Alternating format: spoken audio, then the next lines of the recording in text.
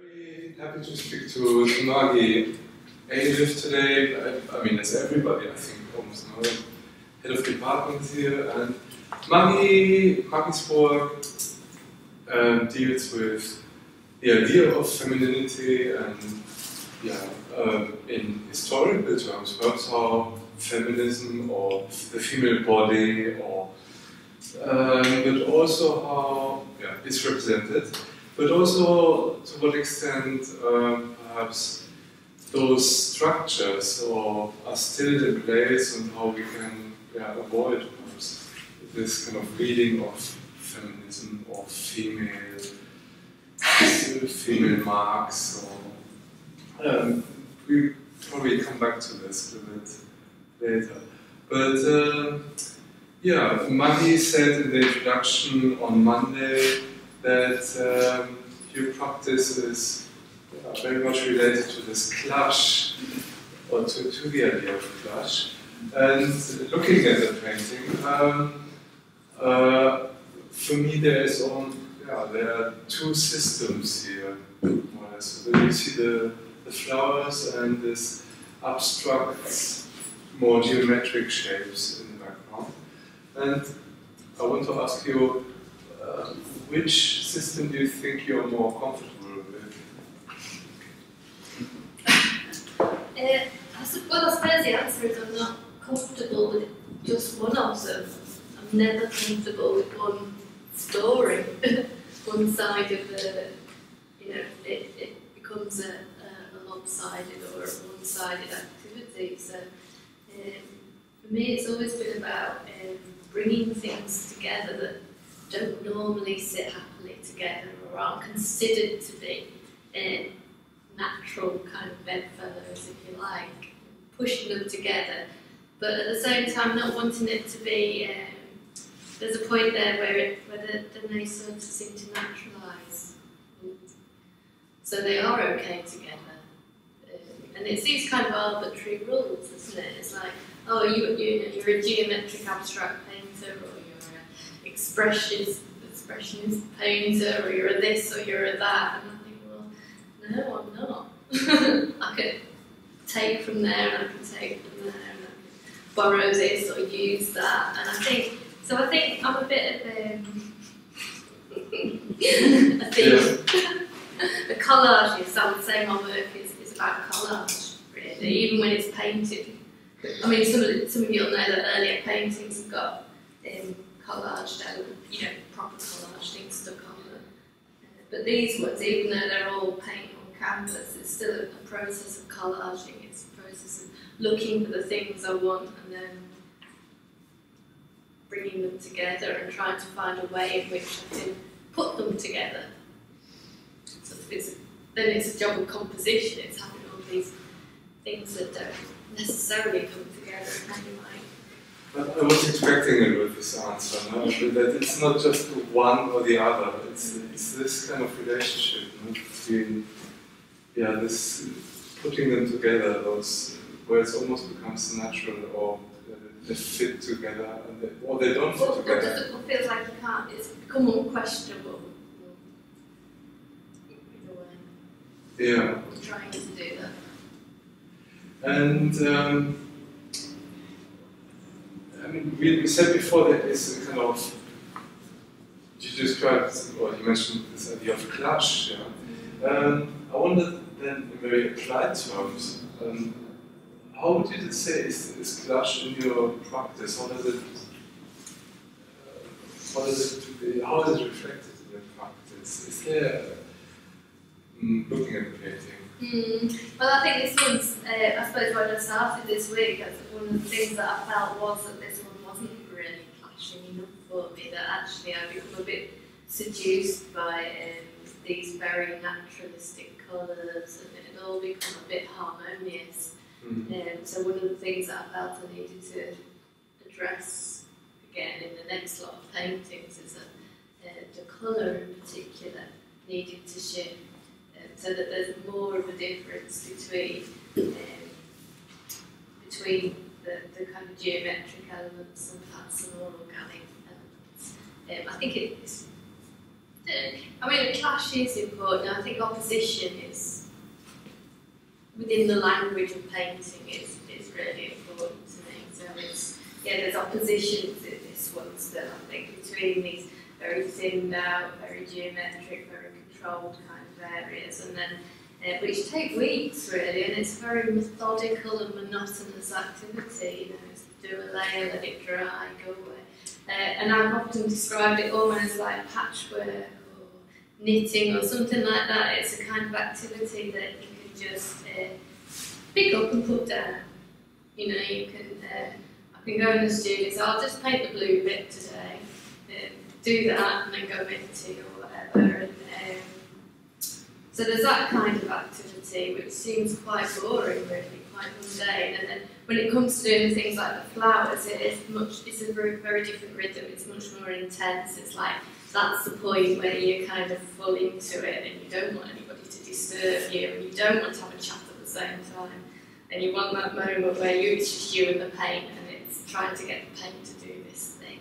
And it's a very different kind of activity. So I think even in the way I make paintings, I try to introduce a sense of almost these opposite rhythms or opposite practices or performances in the studio. But beyond those opposite rhythms, I think there seem to me that there are also different value systems in the painting, and how these abstract forms, they seem to be very accepted to a certain extent. Abstract expressionism or colour field painting, particularly at the moment, perhaps abstraction again becomes very fashionable.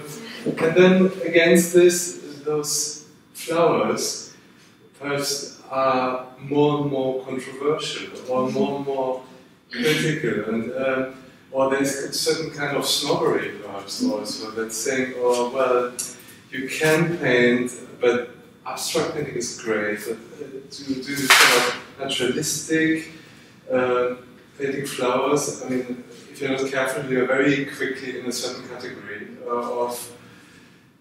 Well, yeah, I mean, it's that edge of acceptability, isn't it, which I find really exciting and interesting, you know, that you kind of, here I am, a woman in her 20s, yeah, painting flowers.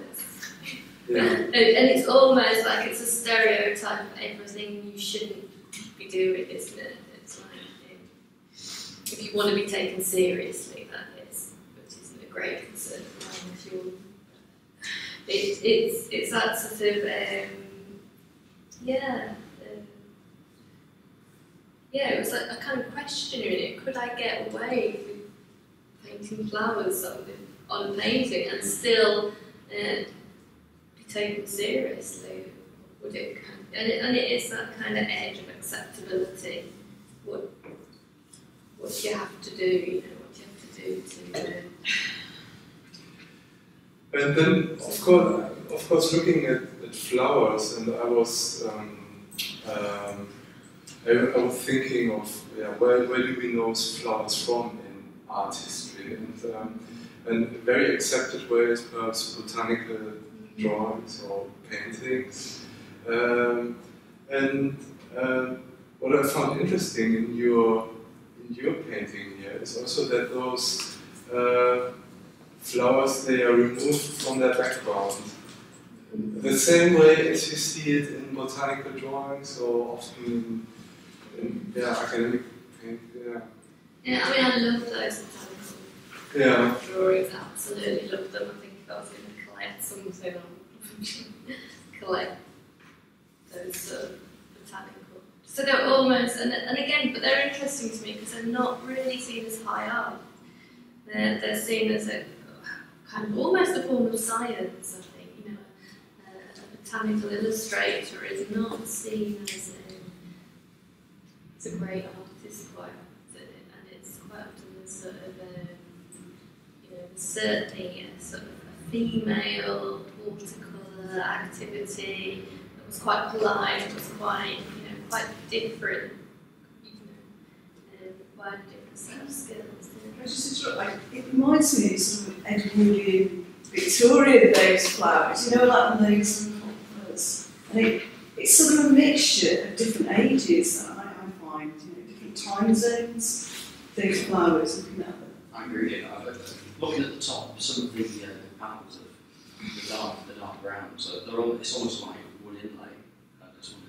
And almost the geometric has almost like parquet. Is there any? Well, I suppose that's part of the process, which is this sort of patchworking and stuff. It's like inlay or something like that. Is that deliberate or is it just? No, I don't think it was deliberate in that sense. No, I mean, I think it's come out of the process is similar, isn't it? So it's a cutting away and filling in, and cutting away and filling in. But no, I mean, parquet wasn't, or something like that wasn't an immediate reference. But I don't mind it. But this association of inlay, parquet, and so on, It's lends itself also very much to the decorative, decorative aspect, and almost like a wallpaper, something in the background. Again, you said before, flowers are not, botanical drawings are not seen as high art, if this term exists. Then, wallpaper, arts and crafts probably doesn't exist, doesn't is ranked so highly. I mean, of course you have William Morris, but it's a certain category, again, of decorative art. Well, I think decorative was one of the starting points, that when I was at college, really, and the term decorative was used as a really pejorative term. It was a really bad thing to be, So, and that you'd be, and I can remember somebody saying, it's nearly decorative. And it was it was like almost spat at me. and I thought, but you can go, oh God, I've done it wrong. Or you can say, oh, I quite like the fact that you lot are all wound up by this. What I've hit a raw nerve here. What is it that you can't deal with about something being decorative? And that was interesting to me. I'm much more interested in values that seem to, that quite often are seen as kind of negative values, or things that are unfashionable or unpopular, and actually thinking, well, what is it about these things that have made them be excluded, or pushed out of the kind of hierarchy of kind of arts or practices? So I mean, a lot of things I've worked with have been very anti-hierarchy. It has been things like patchwork, embroidery, teenage girls' kind of clothing, flowers. They're things that I'm always looking for those things that are being kind of rejected as not really interesting, not really good enough for a fit subject for art.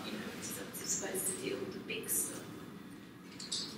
That's probably a close link then also to this initial idea of this feminism, of how the female body is represented in art history, how femininity is shown in art, what is perceived as feminine, and what is perceived as masculine. And how would you say, what is the link to this earlier work, perhaps, of femininity, and then here to this painting? Well, I suppose when a long time ago, when I was starting out, I came through it from literature probably rather than painting. I remember, obviously you go through school and you get given all the great works of literature to read, and they're all by men. And I don't know, when I was about 18 or 19, I picked up a book by a woman and started reading it. And then I spent about 10 years only reading books by women.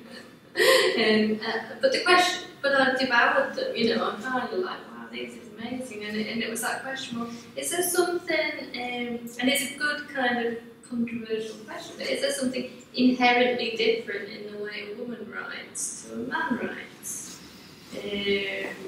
Is there something inherently different in the way a woman paints to a man? So it's very, an easy easy questions to kind of debunk, if you like. But it started to interest me,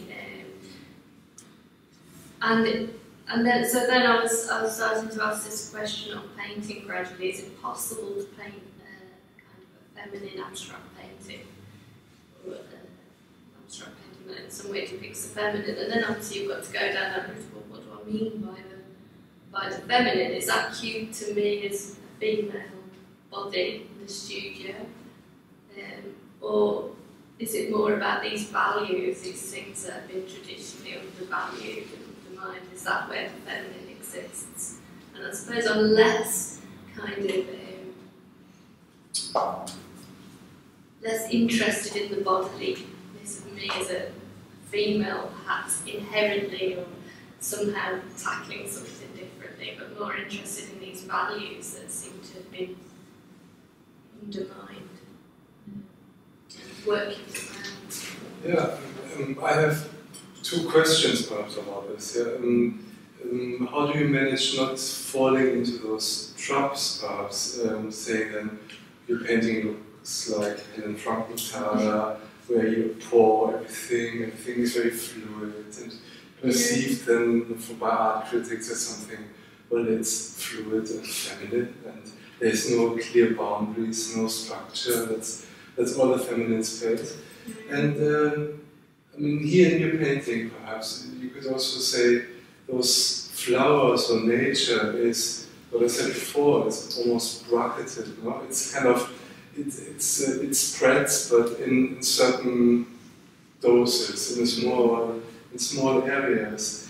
So as if nature has to be controlled, or you have to put a kind of seal around it and say, oh yeah, it doesn't take over, it's not excessive, yeah. Please, don't keep it nice. Yeah. And so, is there something in the painting of fear that's kind of controlling nature, and perhaps nature could then be again, which is perhaps horrible to say, oh, that's feminine again, yeah, or it's, yeah. I think that's where really where the kind of wanting to bring things more together into a conversation comes from, because it wasn't black and white for me. It wasn't, okay, so Jackson Pollock splatting, I'm going to pour, or smooth, or sponge it around, That seems too easy a stereotype. Yeah. So it was more about, well, what happens in between those things? What happens when these things come together? They're not separate, they are opposites, but what happens, it's that space in the middle that interests me, that you've got to negotiate. And that's what I think, so yeah, there is a control, and I think that's why I like these parks and gardens as a kind of sorcery, because there is this attempt to control nature, isn't there? These very formal beds, and yet you can't, and it doesn't quite behave, and something will start growing in the wrong place, or not growing, or so there'll be a hole, or there'll be. So it's that kind of desire for perfection that never quite comes up. And they're kind of infecting, aren't they? I think, And I was thinking beforehand, would it be more effective to draw weeds, yeah, and to paint weeds, or to paint something really toxic plants, yeah?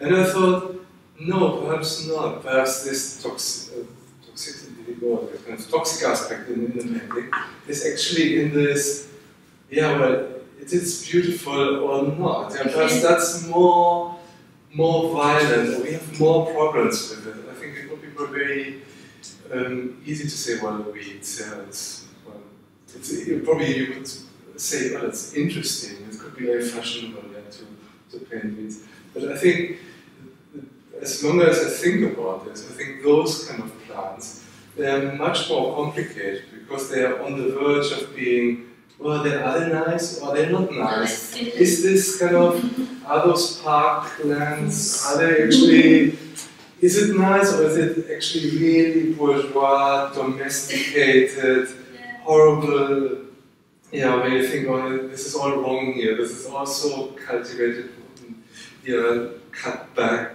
and well, I think there probably is a language of plants that is interesting, and actually, if you watch, I don't know, Gardener's World or something on a Friday night, you're not going to get the big article on bedding, beautiful bedding plants like you get in the municipal park, are you? Because I think Monty Dollar would probably go, they're bad taste, don't they? Traditionally, they've become seen as something quite common and quite for the masses, I suppose. Whereas your National Trust gardens are all these kind of naturalistic nations that have been designed by people to almost look like they've just landed there.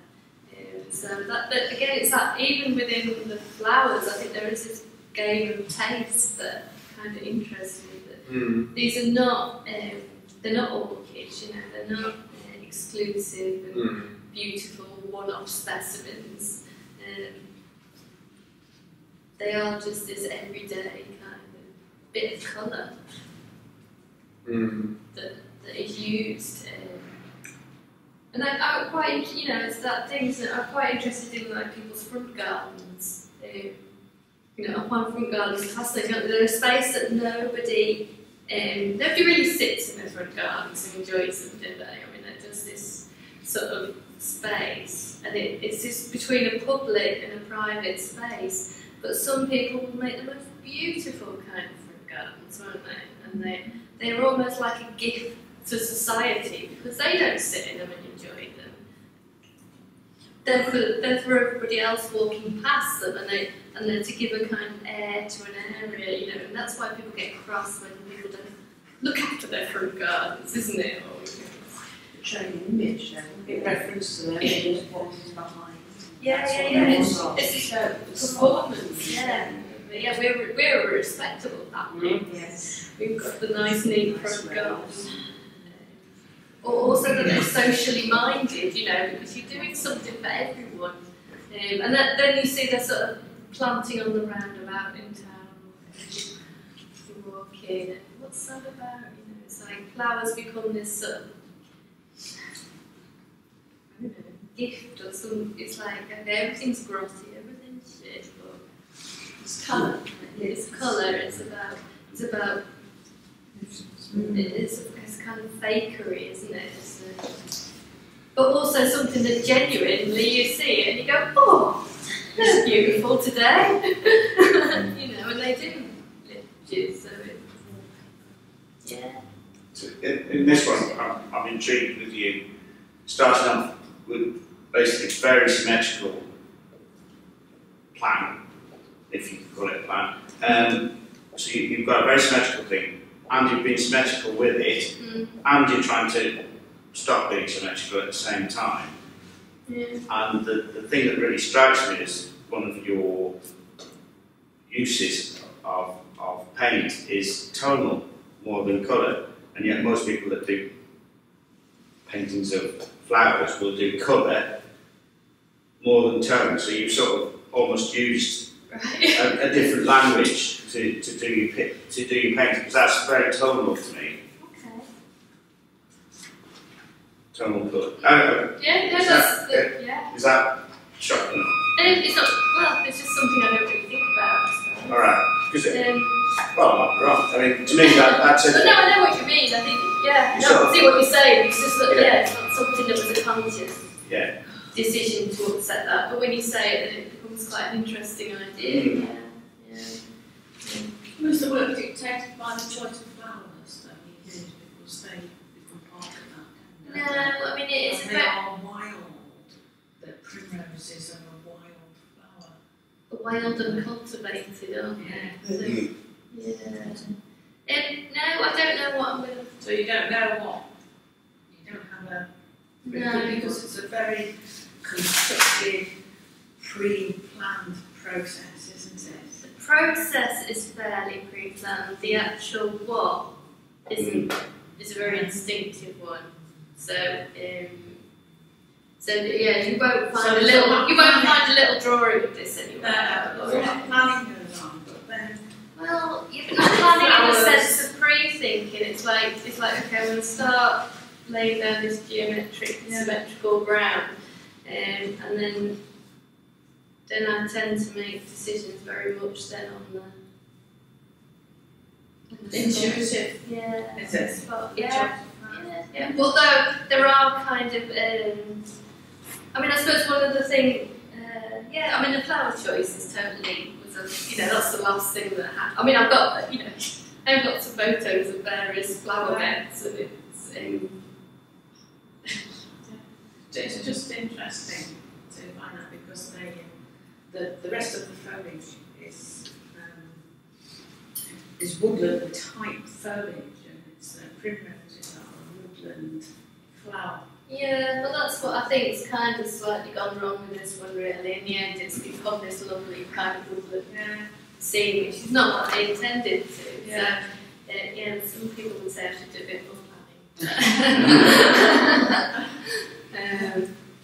But I think, for me, painting quite often is this process of problem solving. You make a painting and it's not right, and then you think, right, what's wrong here? What do I need to think about next more than?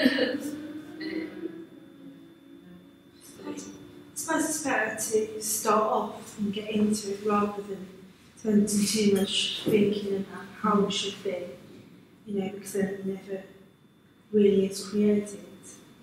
If you're looking into perfection. Yeah, well, I suppose I'm a bit scared of perfection anyway. But it's just the way I work.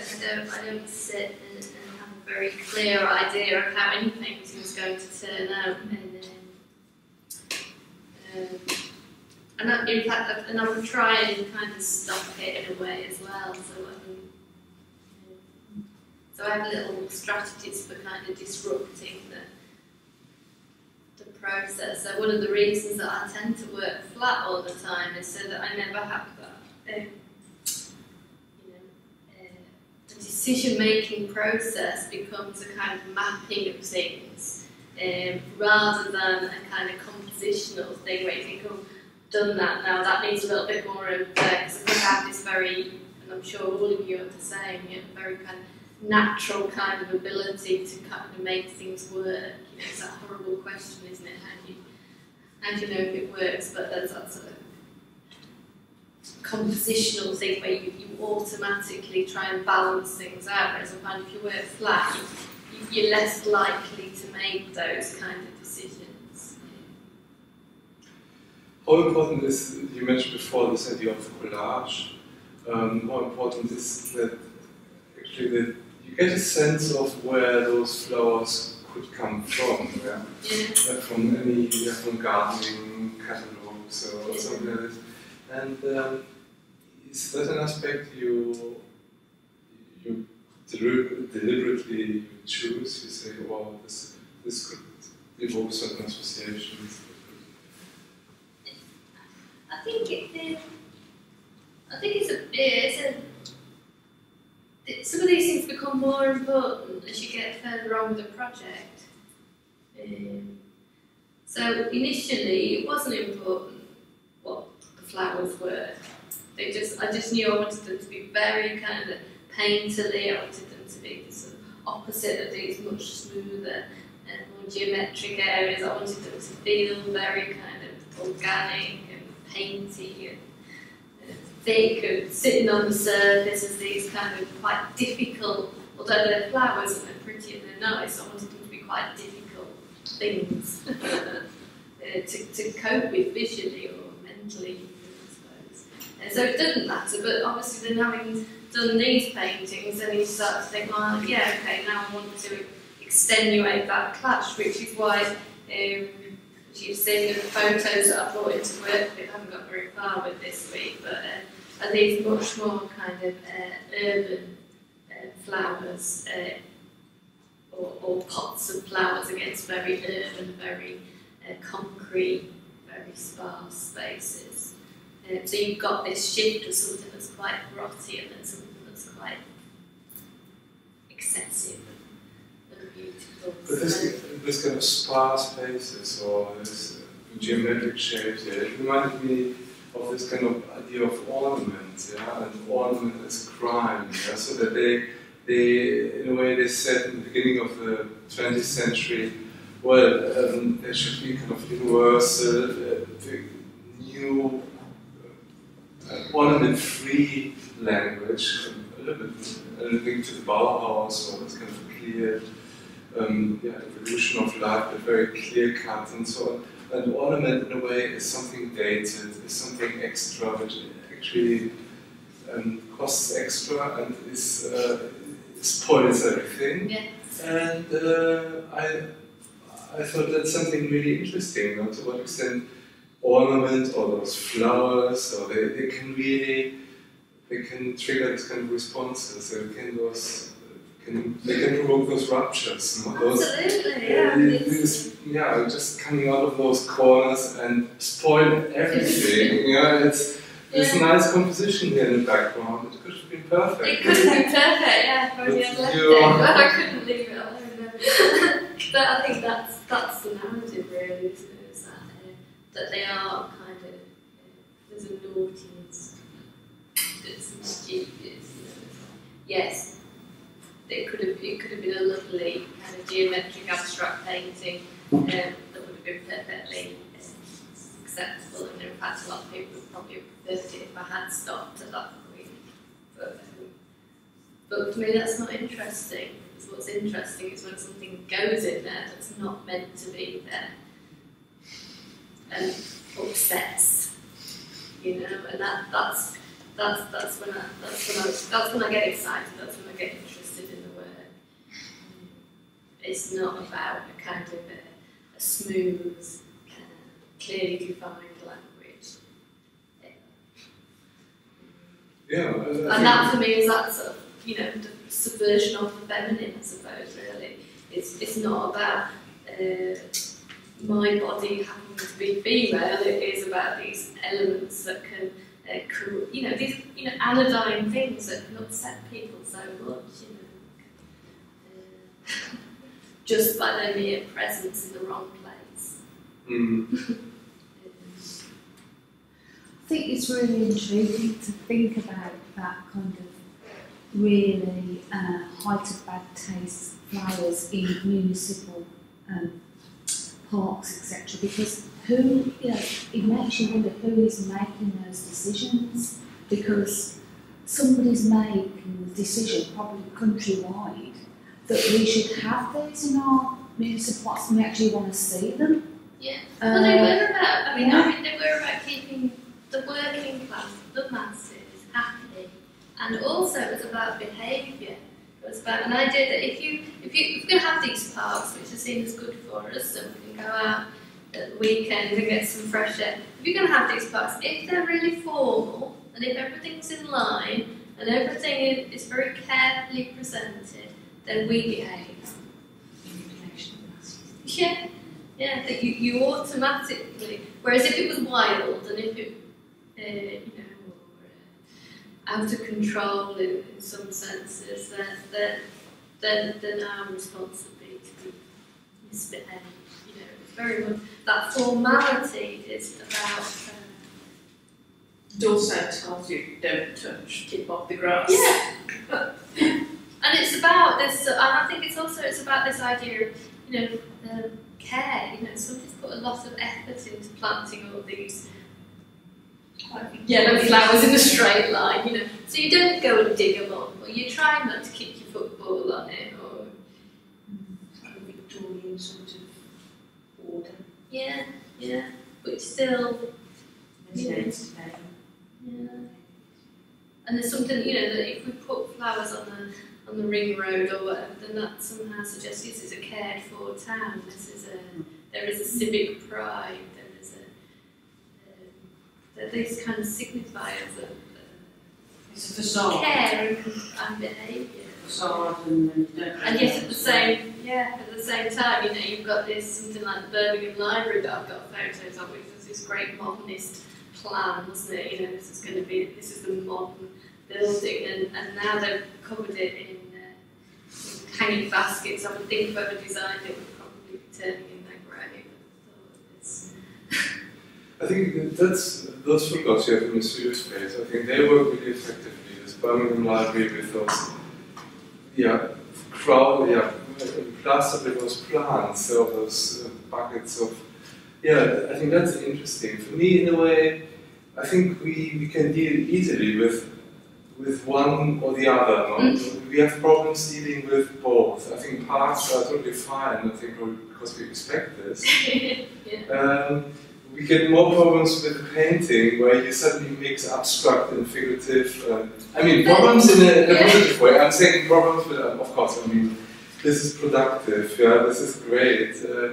But then you suddenly say, well, this should be abstract, or it should be figurative, or not this kind of misreadings. What could be abstract, and suddenly you read it as figurative. I mean, we talked about this kind of misrecognition, and in this paintings by the painter who's there in the article. Could.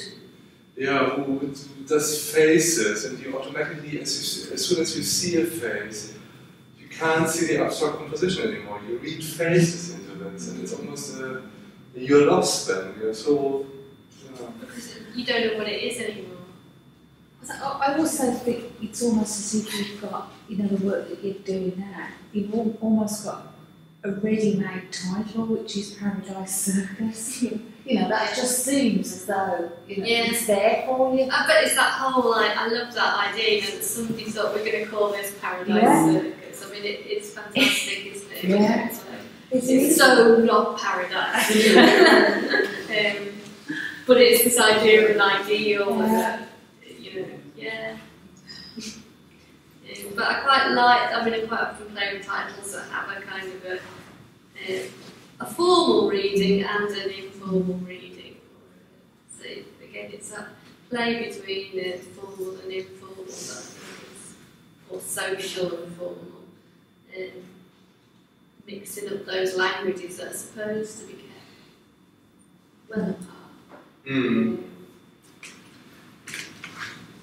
I find it interesting in all our conversations throughout the last days, and we've always, certain things cropped up again and again. This idea of counteracting or clash, or Simon said before about this idea of acting against something you find and erase it, or I yesterday said I create a space, but I also want to eliminate the space again, create an illusion, but also destroy it.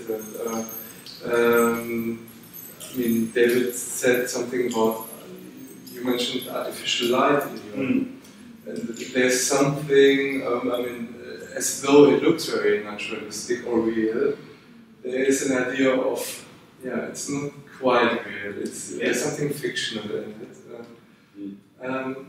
So I find this quite interesting, that there is in all our practices so far.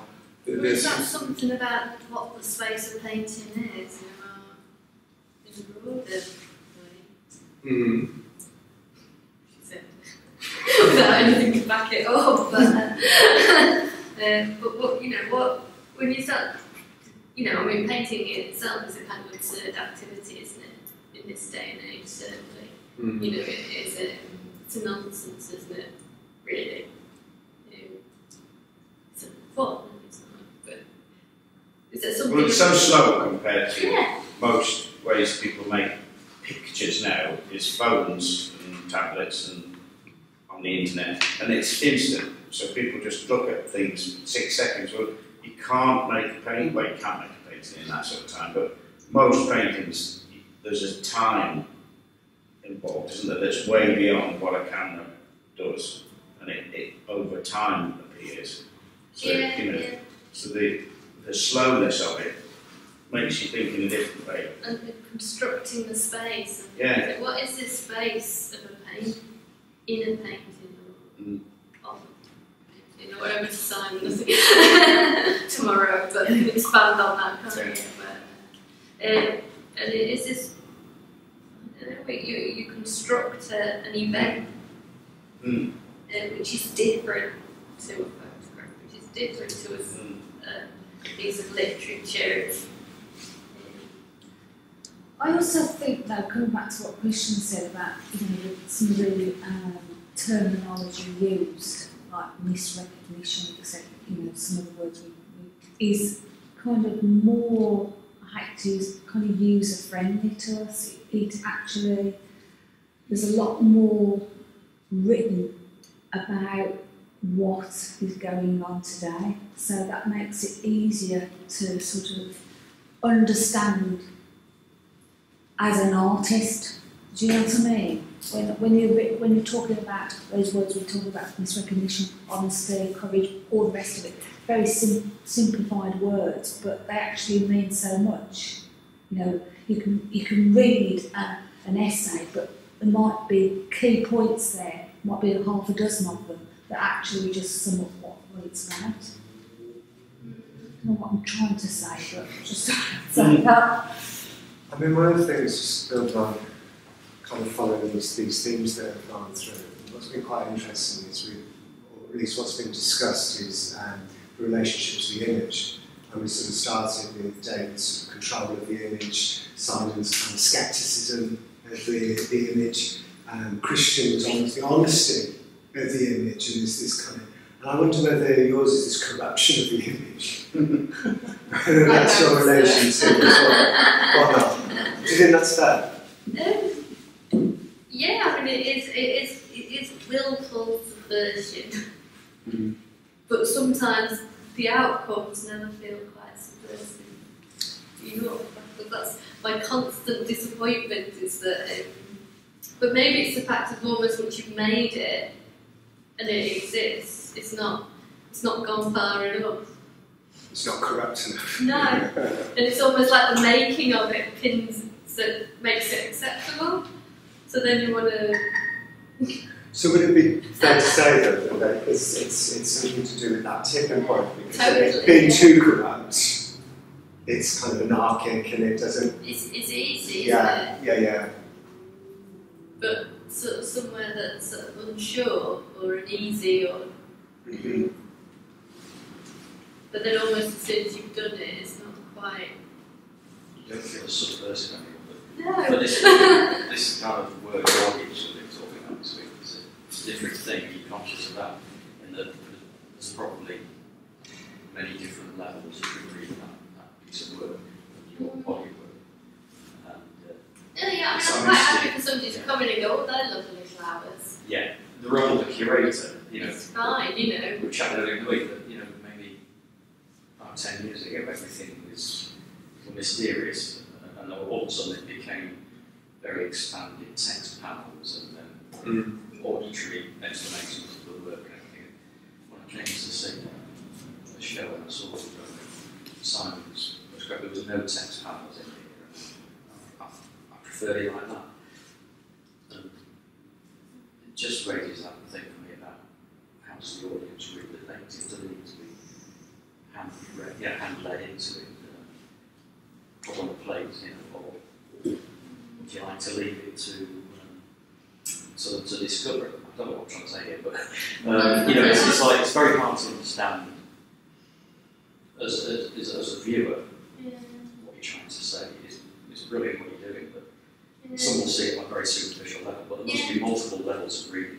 Well, I think that's always been quite important to me, that they do exist at different levels. That they're not unreachable.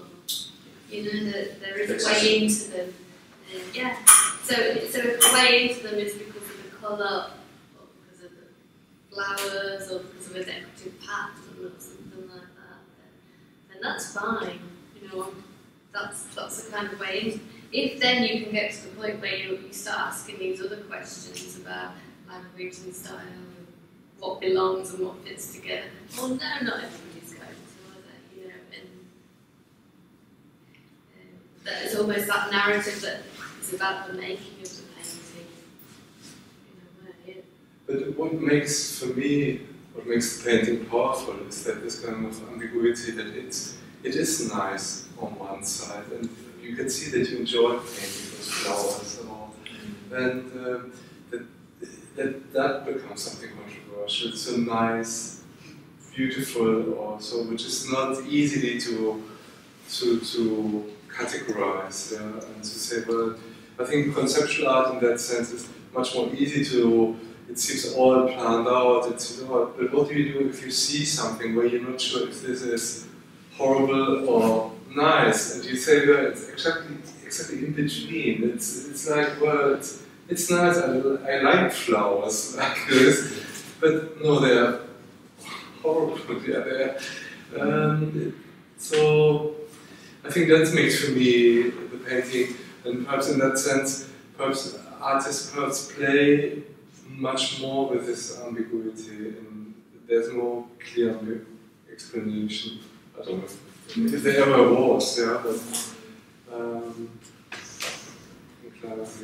I mean, I think if somebody just thought, well, I'm not quite sure what that is, that would do for me, right? That's what I was getting at, I think. Yeah, you know, the more complex narratives are quite often there. You know, I couldn't have made the painting without all of that.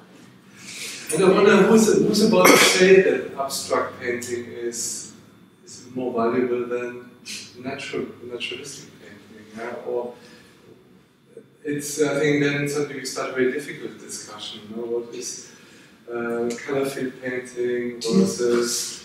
Do you still think, sorry to interrupt, but do you still think that distinction exists? That there is a difference in the hierarchy between kind of naturalistic or abstract painting or narrative painting? Or do you think that it's? Do you still think that it's? I think I think we have I have certain assumption of certain lines or marks are very intuitive and true, and other lines are insinuating something which they are not. And I think there is for me a distinction, and I think this is more true to what it is than than other paintings, where I think, well, it makes you believe something which it is not. Yeah. I'm not really something like that. How do you feel about that?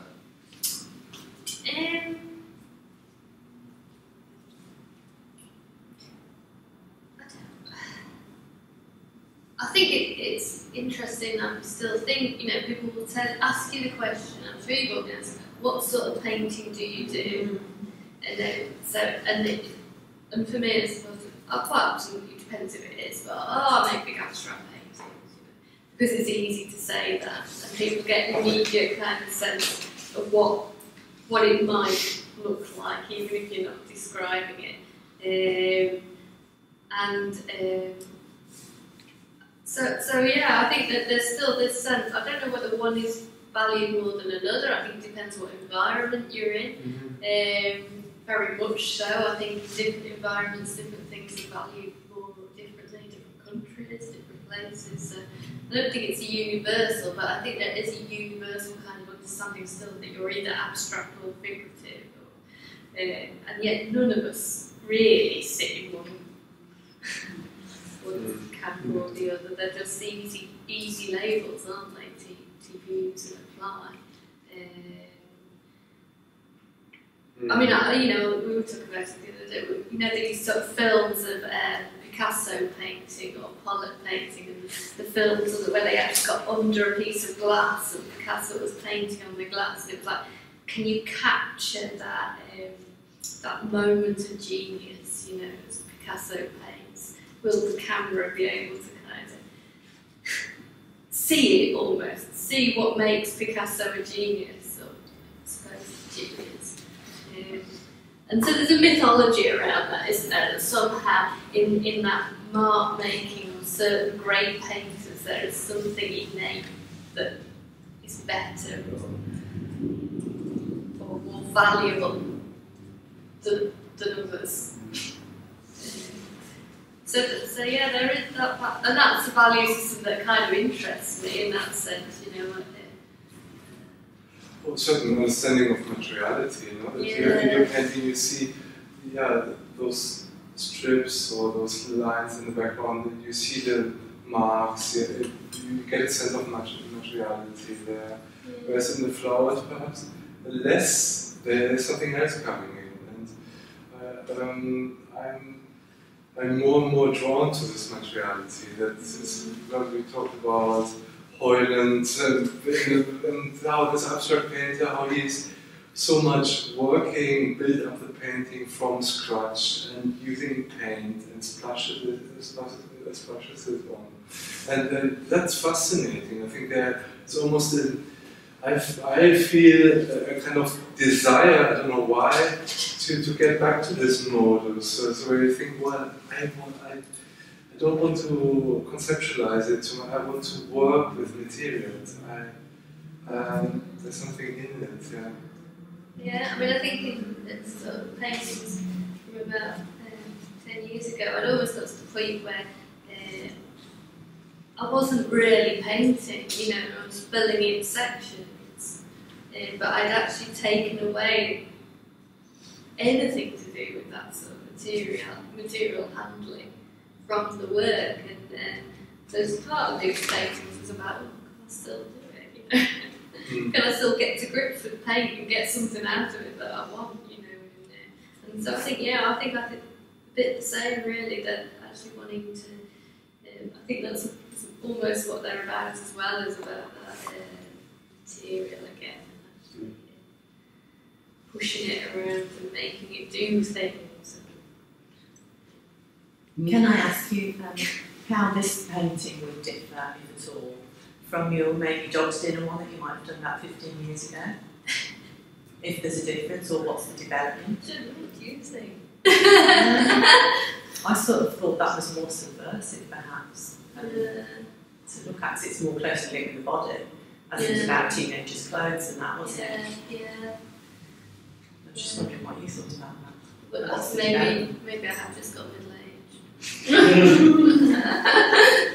Well, I think that's partly what I'm struggling with this one is, because it has, for my mind, got too tasteful.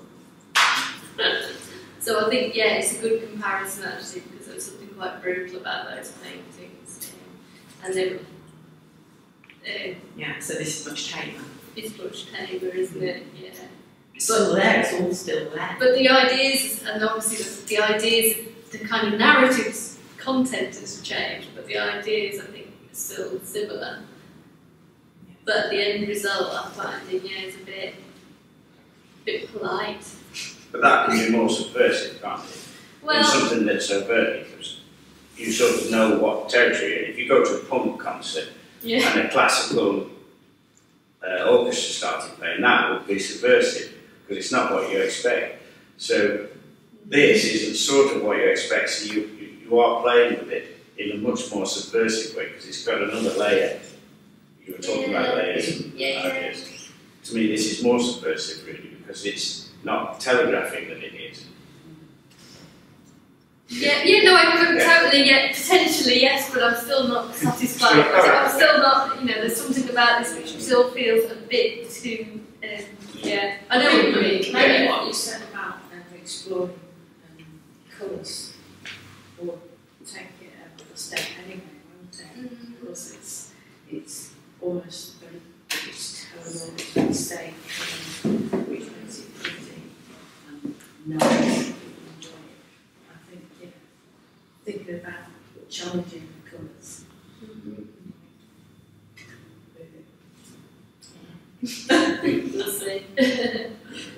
Looking at geometrical shapes, I don't know if you can call them shape, or there is a shape which is there. Do you have like a reference of where you get the shapes? Because looking at it, I don't know, it could be like one of those church windows where they are like painted.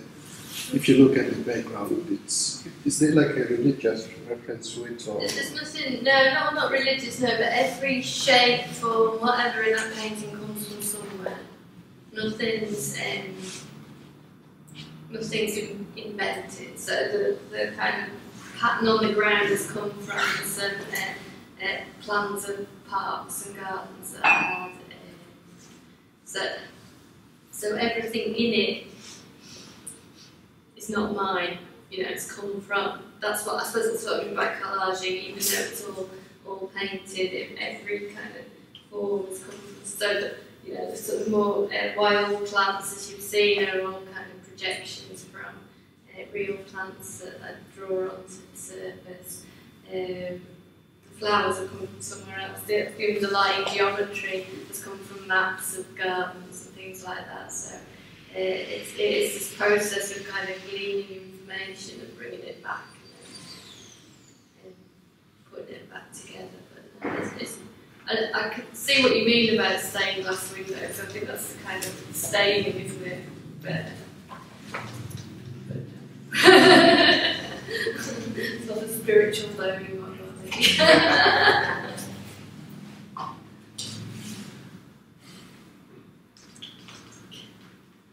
Okay. Yeah, thank you very much.